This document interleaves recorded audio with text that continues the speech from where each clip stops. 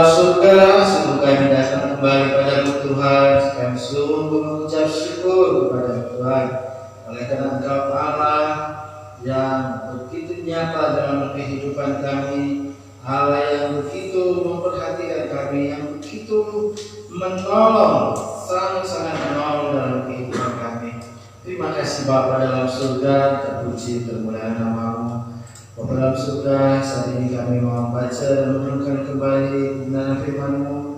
Berfirman Tuhan bagi kami sekalian, kami siap untuk mendengarkannya.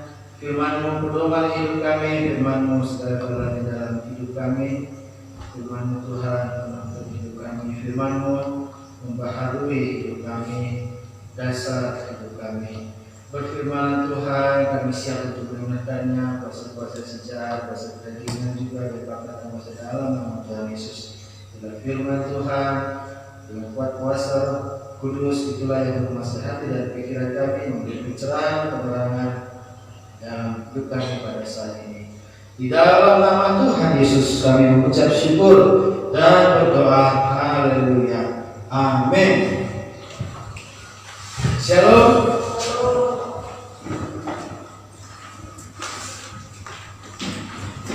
Bapak Ibu, saudara-saudari yang terkasih dalam nama Tuhan Yesus. Mengapa ada orang yang bercerai dan ada juga orang yang tidak bercerai?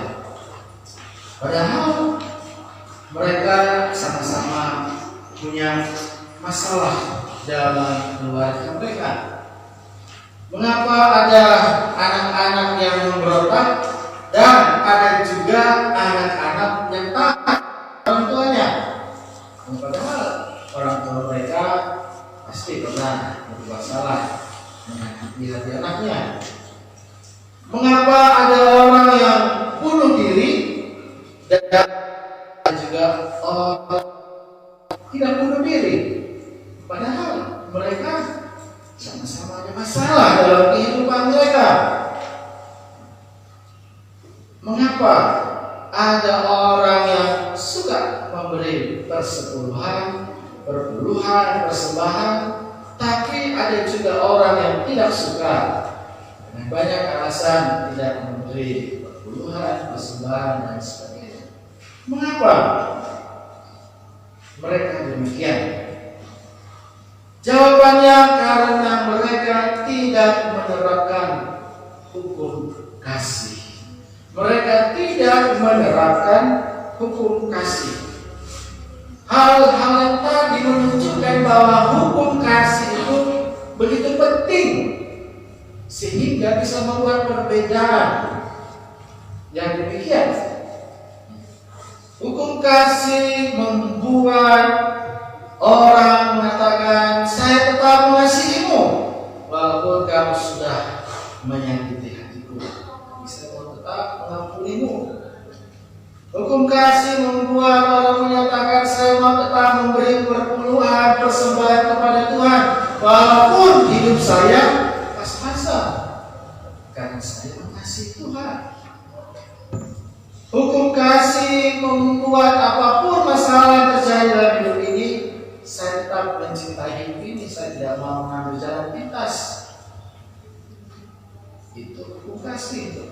Dan hukum kasih membuat anak-anak akan berkata kepada orang tuanya, saya mau tetap taat kepada orang tua karena saya mengasihi orang tua.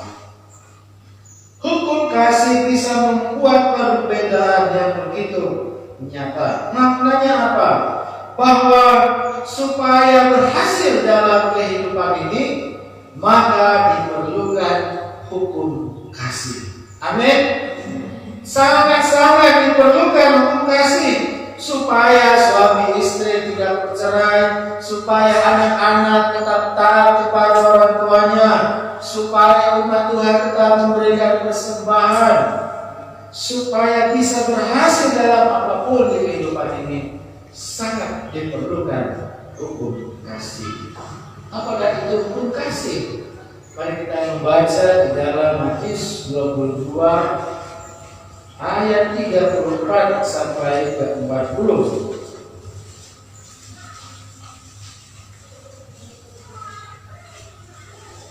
Matius pasal 22 ayat 34 sampai 40. Kita membacanya secara responsorial. Hukum yang terutama ketika orang-orang Farisi mendengar bahwa Yesus telah membuat orang-orang Saduki itu bukan perkumpulan mereka.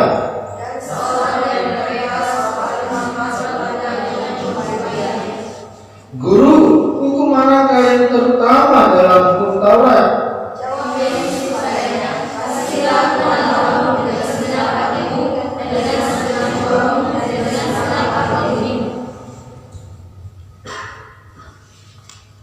Itulah hukum yang terutama dan yang pertama.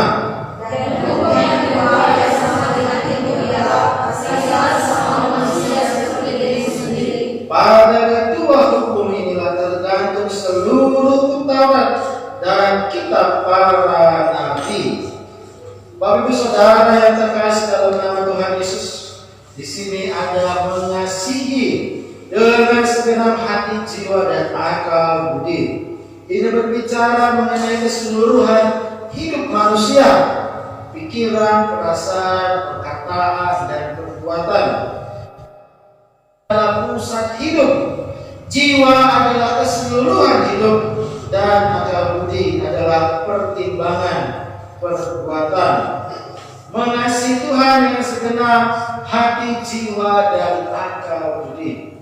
Mengasihi Tuhan sebagai pusat hidupmu. Mengasihi Tuhan dengan seluruh hidupmu, tidak separuh-separuh, dan mengasihi Tuhan dengan kesadaran yang penuh. Itulah makna mengasihi Tuhan dengan segenap hatimu, cinta Tuhan. Mengasihi Tuhan adalah sebagai dasar ketaatan kepada perintah Tuhan. Di situ jelas konteksnya ketika orang Farisi melihat orang Saduki buka, maka orang Farisi bertanya untuk mencobai Tuhan Yesus. Untuk mencobai Tuhan Yesus, seolah-olah supaya manusia tunduk kepada hukum Taurat, supaya manusia bahkan Tuhan Yesus sendiri pun harus taat kepada hukum Taurat tanpa pemahaman yang benar. Makanya orang Farisi itu bertanya, manakah di dalam hukum Taurat yang utama, hal yang utama dalam hukum Taurat? Di sini jelas Yesus tidak marah, Yesus tidak marah, tidak dicobai. Ya, karena yang bertanya adalah orang Farisi. Dia sebenarnya sudah tahu, tapi dia pura-pura bertanya. Yesus menjawab dengan hikmat yang luar biasa dari Tuhan. Ya, mengatakan bahwa yang pertama adalah mengasihi Tuhan dan mengasihi manusia, dan hukum Taurat bergantung kepada hukum ini. Itu berarti jelas bahwa lebih tinggi hukum kasih daripada hukum Taurat. Bahkan hukum kasih adalah fondasi dasar daripada hukum Taurat, tergantung. Kitab para nabi, hukum Taurat bergantung kepada hukum.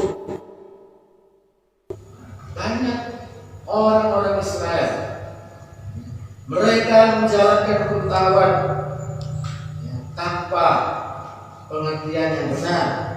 Mereka menjalankan hukum Taurat karena sudah menjadi tradisi turun-temurun tanpa pengertian yang benar, dengan ketakutan, dengan pemahaman yang salah.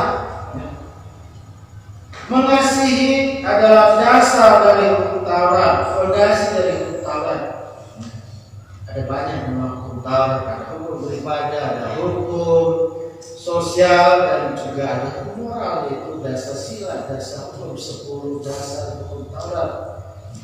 Yesus ingin mengatakan bahwa kalau tidak punya kasih kepada Tuhan, tidak mungkin bisa beribadah, menyembah Tuhan. Kalau tidak ada kasih kepada Tuhan, maka orang akan menyebut nama Tuhan yang sembarangan, membuat patung, tidak beribadah.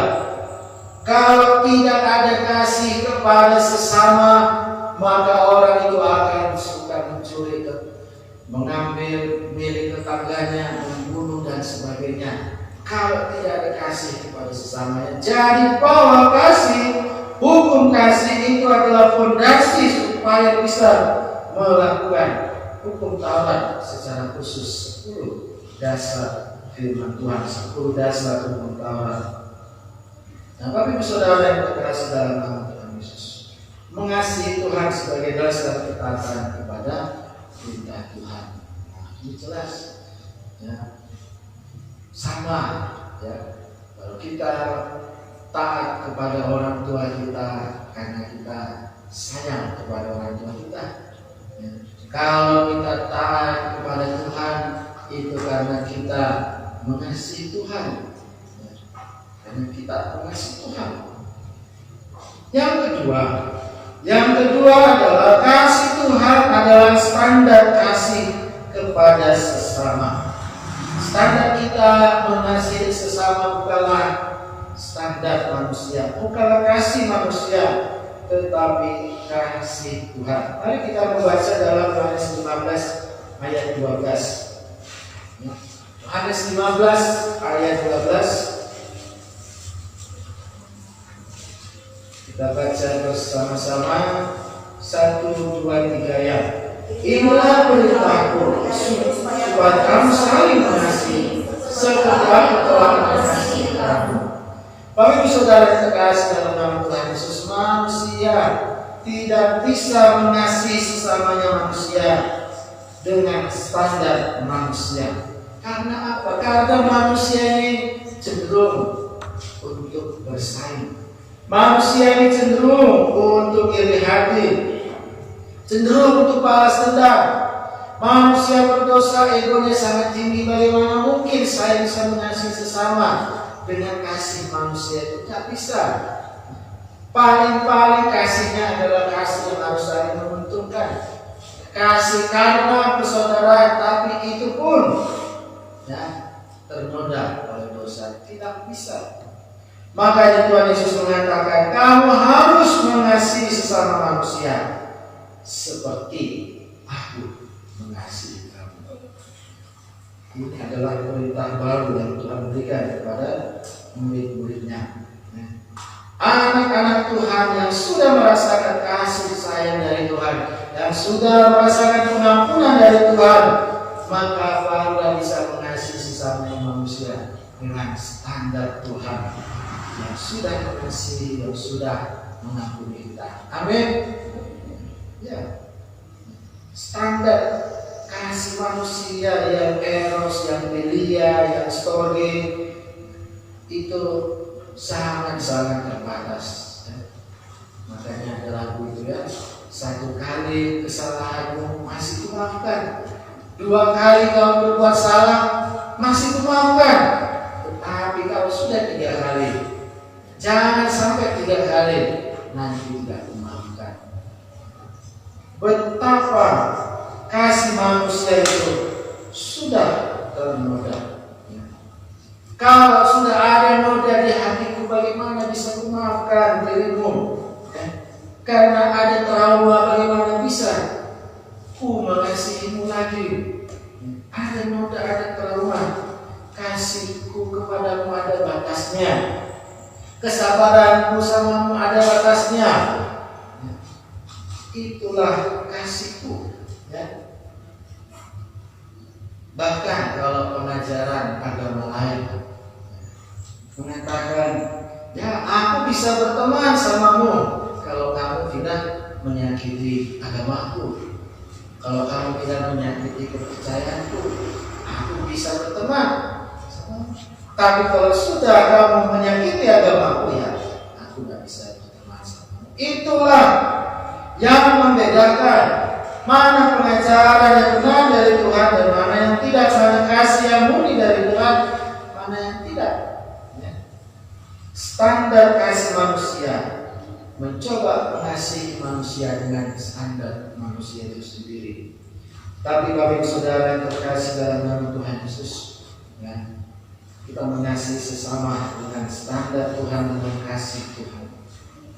Ada kesalahan-kesalahan dalam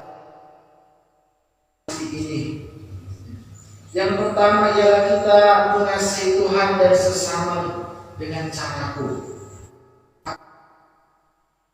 Dengan caraku, aku mau mengasihi sesamaku dengan caraku. Itu salah. Tidak bisa mengasihi Tuhan dengan caraku, dengan mengasihi sesamaku dengan caraku, tidak bisa.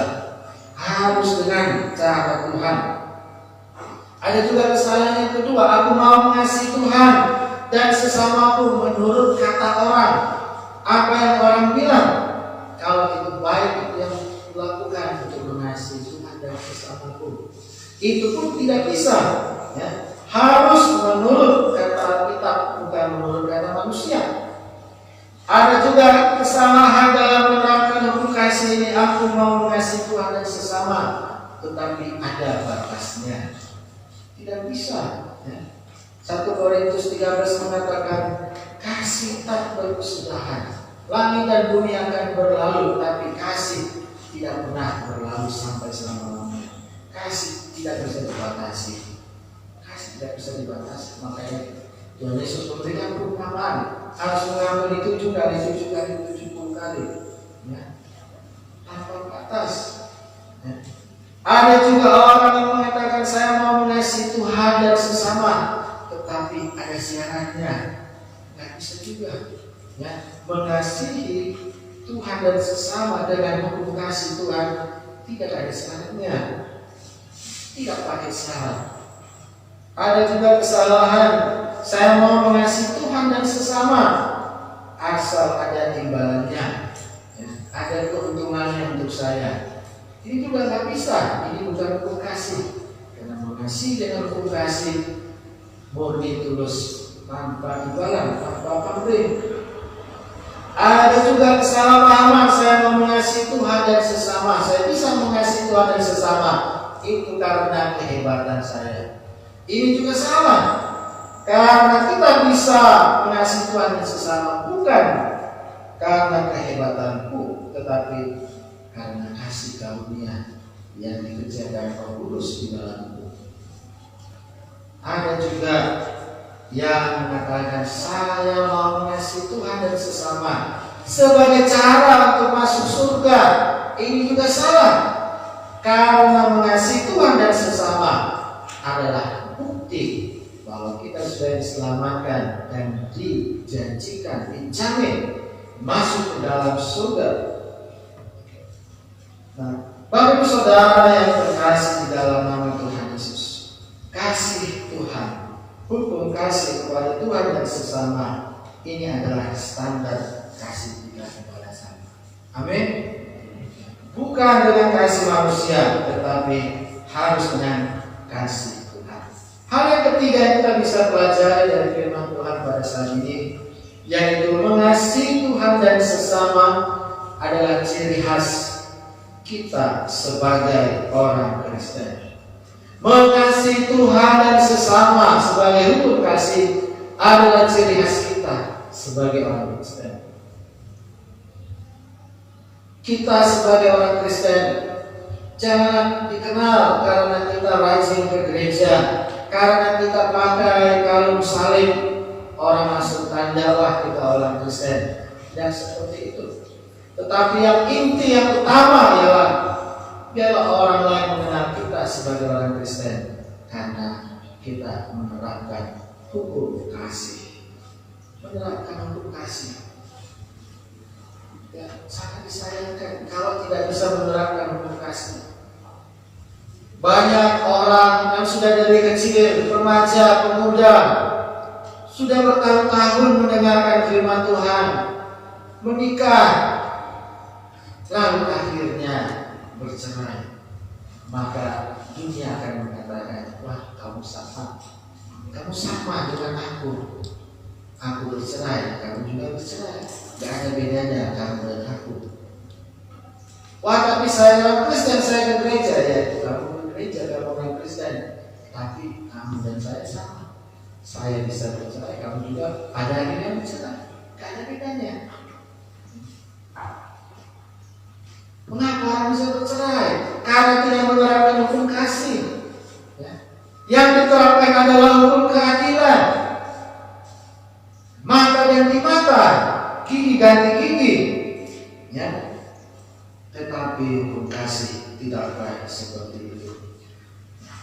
Bapak Ibu Saudara yang terkasih dalam nama Tuhan Yesus, di dalam Kisah para Rasul 2, di dalam Kisah para Rasul 4, di situ muncul gereja mula-mula. Banyak orang bertambah dan bertambah datang ke gereja mula-mula itu. Karena apa? Karena mereka menerapkan penuh kasih. Mereka mengasihi Tuhan. Mereka akhirnya beribadah setiap hari di rumah-rumah. Mereka mendengarkan firman Tuhan, pengajaran rasul-rasul setiap hari di rumah-rumah. Mereka memecahkan roti perjamuan kudus setiap hari di rumah-rumah. Bahkan mereka memberi persembahan setiap hari di rumah-rumah. Karena apa? Karena mereka mengasihi Tuhan dan sesama. Sehingga orang lain melihat, wah, ini benar-benar orang Kristen yang luar biasa, menerapkan penuh kasih. Makin Tuhan tambahkan, makin banyak orang percaya. Karena mereka penuh kasih. Tuhan tambahkan jiwa. Jadi orang-orang Kristen supaya bisa menarik banyak orang tertarik kepada Tuhan Yesus, menjadi percaya, menjadi pengikut Kristus, menjadi orang Kristen, maka harus menerapkan penuh kasih, mengasihi Tuhan dan sesama. Amin. Yang keempat, pelajaran yang keempat dari firman Tuhan ini yaitu hukum kasih lebih tinggi daripada hukum keadilan. Jelas orang Farisi ini mau mencobai Tuhan Yesus. Mana yang lebih utama dari hukum Taurat? Apakah hukum keadilan mata ganti mata, gigi ganti gigi? Tuhan Yesus mengatakan tidak, bukan hukum keadilan, tapi hukum kasih.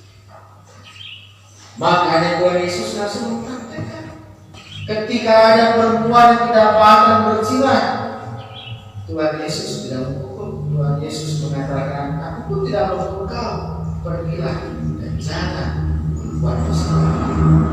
Kalau berbicara tentang keadilan, maka perempuan ini harus dilempari sampai mati. Tetapi Yesus mengatakan tidak, hukum kasih lebih tinggi daripada hukum keadilan. Tapi saudara yang terkasih dalam nama Tuhan Yesus, ini yang luar biasa, ya, yang Tuhan Yesus mau ajarkan, mau terapkan hukum kasih. Kalau tidak ada hukum kasih, akan kacau dunia ini. Ya, tidak ada bedanya orang Kristen dengan agama-agama lain. Ya. Kalau tidak menerapkan hukum kasih. Yang kelima, hukum kasih adalah dasar dari segala pelayanan yang harus Anda lakukan. Hukum kasih adalah dasar dari segala pelayanan yang harus Anda lakukan. Untuk apa susah payah melakukan pelayanan kalau tidak ada kasih di dalamnya?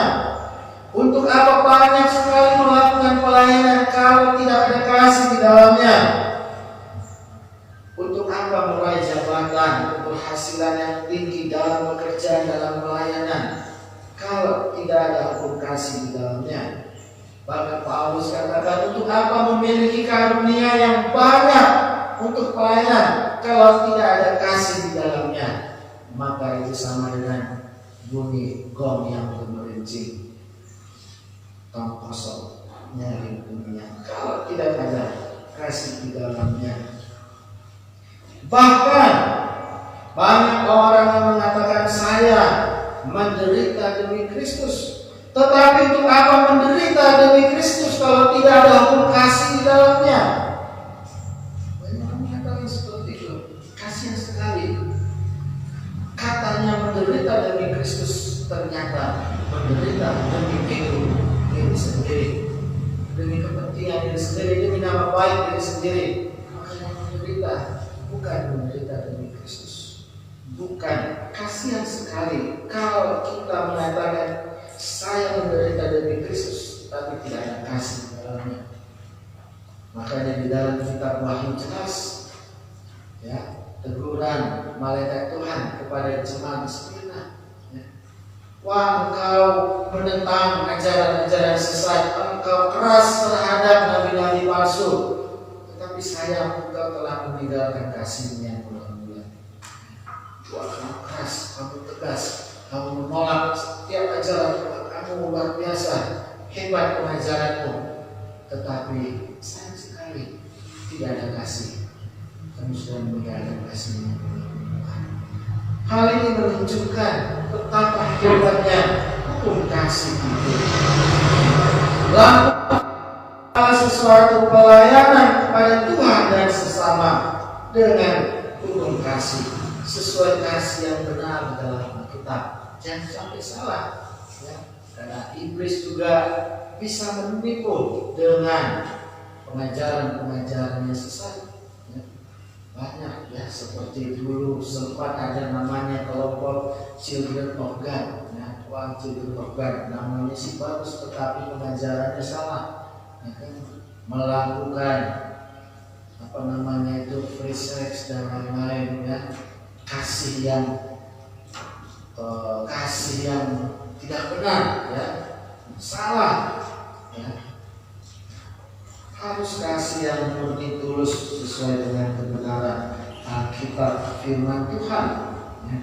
Lakukan kasih kepada Tuhan dengan standar dalam pelayanan tanpa paksaan, meneladani teladan kasih yang sempurna, yakni Tuhan Yesus Kristus. Amin. Bapak Ibu Saudara yang terkasih dalam nama Tuhan Yesus, marilah melakukan hukum kasih, karena Tuhan Yesus sudah terlebih dahulu melakukan hukum kasih. Karena Tuhan Yesus sudah memberikan kasih-Nya hidup di dalam kita. Ya. Jadi bukan karena kehebatan kita, tapi karena pemberian Tuhan. Bukan karena kita yang terlebih dahulu melakukan, tetapi karena Tuhan Yesus yang terlebih dahulu melakukan hukum kasih ini. Dan hukum kasih ini membuat hidup menjadi bergairah, karena kasih membuat kita semakin semangat untuk mengasihi Tuhan dan sesama dengan kasih yang murni, dengan kasih yang tulus. Karena kasihlah banyak para misionaris pergi ke pedalaman-pedalaman, bahkan pergi ke daerah-daerah yang sedang dilanda wabah penyakit, yang sedang dilanda peperangan, malah pergi ke daerah itu demi memberitakan kasih Kristus. Ini luar biasa sekali, ya. Bukan karena ego, bukan karena ketenaran, tapi mau menderita demi memberitakan kasih Kristus. Nah, ini hukum kasih yang luar biasa, ya. Melebihi segala-galanya, melebihi hukum perbuatan, ya. Banyak ajaran agama lain menekankan hukum perbuatan, ya. Menekankan hukum perbuatan. Saya harus melakukan ini. Saya harus melakukan ini, harus melakukan ini supaya bisa masuk ke surga. Tetapi hukum kasih mengatakan itu salah. Aku Tuhan Yesus datang ke bumi memberikan kasihku supaya kamu bisa diampuni, selamat, masuk ke dalam surga. Jelas hukum kasih bertentangan dengan hukum perbuatan manusia yang sudah tercemar. Tidak bisa. Orang buta menuntun orang buta, tidak bisa. Sapu yang kotor bersihkan lantai yang kotor, tidak bisa. Perbuatan manusia yang berdosa, betapa baiknya pun manusia itu, tapi karena manusia, semua manusia sudah berdosa, tidak bisa menyelamatkan dirinya sendiri. Tidak bisa. Makanya diperlukan hukum kasih Tuhan. Yohanes 3 ayat 16. Karena begitu besar kasih Allah pada dunia ini, sehingga diberikannya anaknya yang tunggal, supaya bangsa yang percaya kepadanya tidak binasa, melainkan beroleh hidup. Hukum kasih melebihi hukum keadilan, hukum kasih melebihi hukum alam, melebihi hukum karma, hukum kasih melebihi hukum Taurat, hukum kasih melebihi hukum perbuatan manusia. Tidak ada apapun. Hukum kasih datangnya dari atas, dari Allah pencipta langit dan bumi. Selain itu semuanya datang dari manusia. Hukum perbuatan datangnya dari manusia. Hukum keadilan, manusia menuntut keadilan, itu datangnya dari manusia. Dan hukum-hukum yang lain datangnya dari manusia dan alam. Tapi hanya hukum kasihlah yang datang dari Allah, dari surga. Makanya kalau kita membaca Wahyu 21 dan Wahyu 22, luar biasa sekali. Kasih Allah menciptakan langit baru dan bumi baru. Di situ tidak ada gelap. Allah sendiri yang menjadi sumber terangnya. Lantai terbuat dari emas, batu gerbangnya terbuat dari batu kristal, permata, jernih sekali. Mengapa? Karena Allah kasih yang akan menciptakan langit dan langit baru dan bumi baru, supaya kita orang percaya bisa menikmati indahnya kasih Allah di langit baru dan bumi yang baru, Yerusalem baru nanti, menikmati kasih Allah yang sempurna. Amin.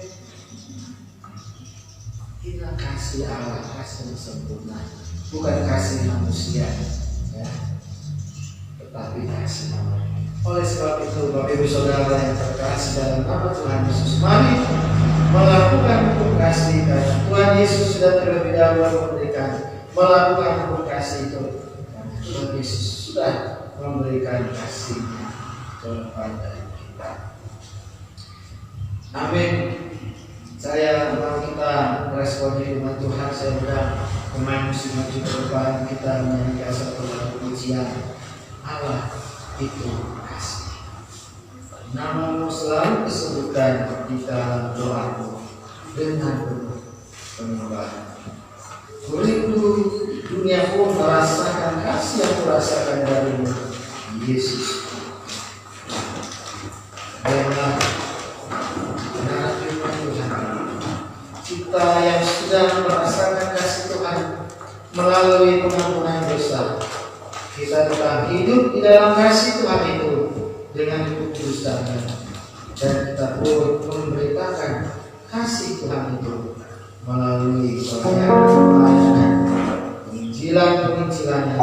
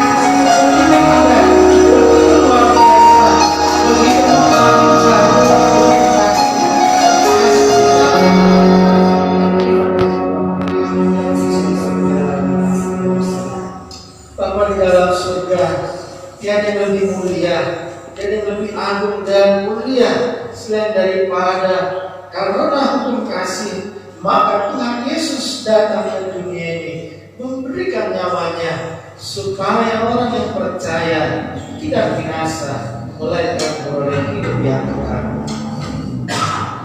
Terima kasih Tuhan, dan biarlah kami juga boleh hidup di dalam hukum kasih ini. Kami yang sudah merasakan kasih Tuhan, kami yang sudah merasakan pengampunan Tuhan, kami boleh melakukan hukum kasih ini, mengasihi Tuhan dengan seluruh kehidupan kami, menjadikan Tuhan sebagai pusat hidup kami dalam seluruh hidup kami. Dengan segala kesadaran kami mengasihi Tuhan, dan dengan kasih Tuhan itu kami boleh mengasihi sesama kami. Terima kasih Tuhan, berkati kami sebagai anak-anak Tuhan, sebagai hamba Tuhan, sebagai umat-Mu ya Tuhan. Berkati kami agar kami boleh hidup melakukan hukum kasih yang terutama, yang terpenting, yang lebih mulia, lebih tinggi daripada segala hukum-hukum yang ada di dunia ini. Terima kasih Bapa. Inilah yang membuat kami bersuka-cita. Inilah yang membuat kami berhasil. Inilah yang membuat kami semakin diberkati Tuhan, semakin bersuka-cita dalam pelayanan, semakin bergairah dalam mengikut Tuhan, ketika kami boleh hidup di dalam kasih Tuhan. Terima kasih Bapa. Terpuji termulia nama Bapa kekal sampai selamanya. Dalam nama Tuhan Yesus mengucap syukur dan berdoa. Haleluya. Amin. Silakan duduk.